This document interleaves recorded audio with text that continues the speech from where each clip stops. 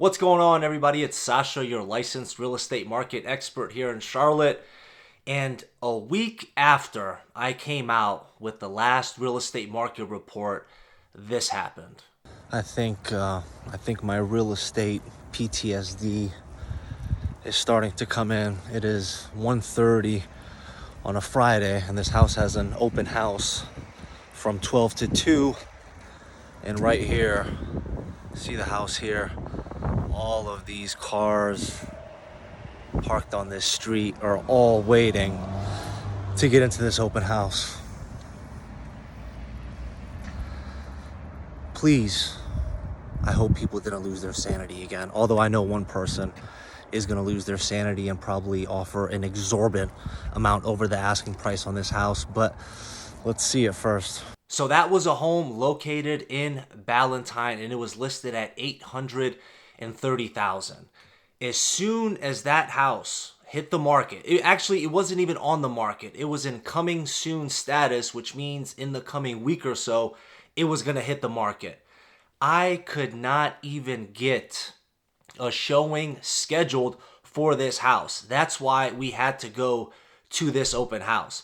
And again, that house was listed at $830,000, and it would not surprise me if once this house is closed, it ends up at $870, $880, even more. It would not surprise me. Right now in the market, and it has been for years now, and this is something that I don't think is ever going to change. The nice houses that are move-in ready, the ones that have been updated to the gills, that have been, in some cases, even maybe over-updated for certain areas, people are always going to pay a premium for that, and it's what I've been seeing for the last couple of years. Even though, for example, you can buy a house at $700,000, you can put your own $100,000 into it and even save some extra money and or have built-in equity after the fact. Most people don't want to do that, and I don't blame them. Renovating a house, it's a headache. It takes time. Something always comes up. You got to find contractors, handymen, electricians, somebody that you know, like, and trust to help you with this project. So these houses that are updated, move-in ready in great areas, they are always going to sell.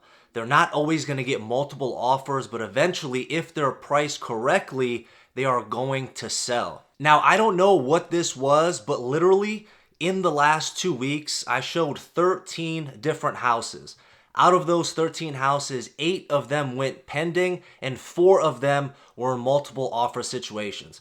These houses range from $700,000 just to above $1.1 million.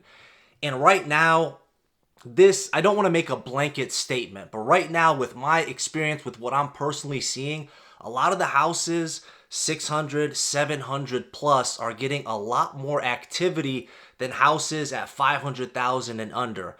Again, I'm not making a blanket statement. It's just kind of what I'm seeing in the market. You can always have a house that's 300, 400, 500, have multiple offers, have, people going 50,000 above asking price. But for the most part, I'm seeing the 600, 700 plus $1,000 homes move a lot quicker than I am the $500,000 homes and less.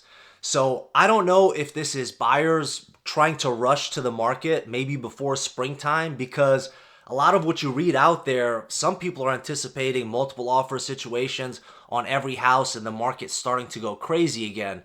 But we have some stats that are a little bit interesting to compare to prior years. And again, I don't know what this was. I feel like this might have been a little blip, but it's so funny because the last market report, I was saying how dull it was and everything like that. And a week later, it seemed like all hell broke loose for about 2 weeks for myself, because every house I was showing some of my clients, it was, competitive kind of situations. There were some of them where they were waiting an entire week to get more offers. They were trying to fish for more offers and things like that. I think, like I said, this will always happen for the nice houses in nice areas that are updated and ready to go. But I still don't think this is going to change my opinion on what's going to happen with the market. We're heading into a more neutral market based off the new listings that we have for the month of January. I'm expecting inventory to build up a little bit. We're not going to have a dump of inventory coming to the market, but I'm expecting it to build up, and I think things are just going to get better. I do see the inventory building up. If we start to see these rates start to creep a little bit lower, that way sellers are going to start to list and feel more comfortable selling their house and then upgrading to a new home and or downgrading. Now, before we hop into the stats, do me a favor. If you like this video, hit the like button. If not, I totally understand. But as always, if there's anything I could ever do for you, call, text, or email me anytime. All my contact information is listed right here below. And with that being said, let's go ahead and hop into the stats in order for you guys to see the actual data, the actual statistics to make the best decision for yourself and your family. In regards to new listings, we had 3,567 new listings in the month of January, and that is a 10.1% increase from this time last year. And it's about 1,000 more homes listed on the market than we had in the month of December. With December being the holiday season, this is normal for us to see. But if you take a look at the stats, you can see in 2022 and in 2023, both the new listings in the month of January were in the negatives. This is the first time in January that we are in the positives, and we're not just in the positives. A 10% increase in new listings is a big jump. And I think this is going to continue, and around June, July, August, I think we're going to see the peak of new listings. And right now, our inventory is still low. We're under 2 months of inventory. Right now, we're right about 1.5. I think we're going to get to that 2.2 to 2.5 months of inventory, which honestly we have not seen since about 2020, before the whole madness of the market happened. So if this happens, a lot more options are going to be available for you. And depending on what happens with interest rates, we'll see if things start to get a little bit more competitive. But I still stand by what I said. I still think we're heading into a lot more neutral market. Now moving on to pending sales, we had 3,554 home sales pending in the month of January. That's a 1.8% increase from this time last year. Now, if you compare the pending sales with the new listings than we had in January, it essentially wipes out. If you kind of add that math up, any new listing, there was a new buyer for it. However, it's a 1.8% increase from this time last year. And same thing with the new listings. 22 and 23, they were both in the negatives as far as pending sales. So now that we have an 8% difference between what is being listed and what is being bought, it's still building up our inventory. But you can still see that the buyer demand is still relatively high compared to the supply that we have. Now let's talk about days on market, which came in at 41, and that is a 10.9% decrease from this time last year. So days on market, it's always going to vary. Like I mentioned in the beginning of the video, you have some houses selling within the first couple of days that they're listed, some of them getting multiple offers, and then you have other houses that are sitting on the market for a couple of weeks and or months. This is always going to vary from house to house, but right now, average days on market is sitting around 41. Now let's get into the prices with average sales price, which came in at $449,000, and that is a 7.3% increase in average sales price from this time last year. However, we're down $36,000 from our all-time highs that we had in June of 2023 at $485,000. So even though the average sales price is up for the month of January, from our all-time highs, we are down $36,000, which is definitely good news, but the prices are still remaining relatively stable. Now moving on to median sales price, which came in at just under $372,000, and that is a 0.8% decrease from this time last year, and it's actually only about $2,000 more than the median sales price than we had in the month of December. But when you're comparing the median sales price to our all-time highs of $400,000, we are down $28,000 from our all-time highs when we're talking about median sales price. Now let's move on to the percentage of the original list price received, which came in at 96.4, and that is a 1.8% increase from this time last year. And essentially what this stat is telling you is that you can expect to pay 3.6% below the listed price of a home. Again, multiple offer situation, it's going to be different case by case. I just put a house under contract that was on the market for 1 week for about $30,000 under the listed price. So everything matters. Home, condition, location. It depends on what you have for bargaining. Are you a conventional buyer, VA, FHA? Are you a cash buyer? All of those different factors are taken into consideration when you're making your offer. So there's still a lot of nice houses out there that you can get below the listed price. You just need to make sure you do your due diligence and don't just try to take 3.6% off the listed price of a home. There has to be a rhyme or reason why you are offering this certain amount of money.